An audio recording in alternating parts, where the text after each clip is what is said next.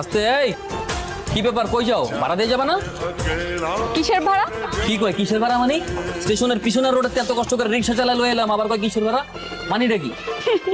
ভাড়া ভাড়া তো আমি দিচ্ছি না, কে দিবে আমি জানি না। I am sorry, bye. এই আজব ব্যাপার, এই আস্তে ভাড়া দিব না মানে? ভাড়া না দিয়ে যাইতে দেবো না, কিন্তু এনে আটকে রাখবো, কিন্তু আজকে বিশাল একটা কাহিনী হয়ে যাবো কিন্তু, কয়ে দিলাম। আমি ভাড়া দিব না, তুমি কি করবা? কি হয়েছে? আঙ্কেল আসসালামু আলাইকুম। ওয়ালাইকুম আসসালাম। তুমি চলে এসেছো, কোনো সমস্যা নেই তো? আমি তো তোমার জন্য অপেক্ষা করছি।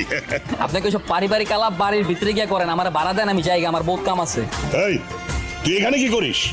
আমি এনে হুদাই এই নেই, আপনার মেয়ে আমার লয়ে এসেছি, কামে এসেছি, আপনি আমার ভাড়াটা দিয়ে তাড়াতাড়ি বিদায় করেন, আমার বহুত কাম আছে। তোর ভাড়া কত? 150 টাকা। 150 টাকা? এত টাকা কেন?